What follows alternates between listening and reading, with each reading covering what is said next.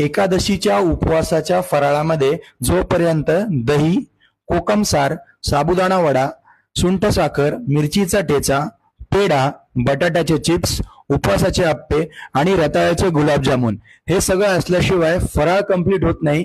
तसंच तुमच्या पोर्टफोलिओमध्ये शेअर्सचं जोपर्यंत डायव्हर्सिफिकेशन होत नाही तोपर्यंत तुमचा पोर्टफोलिओ कंप्लीट होत नाही.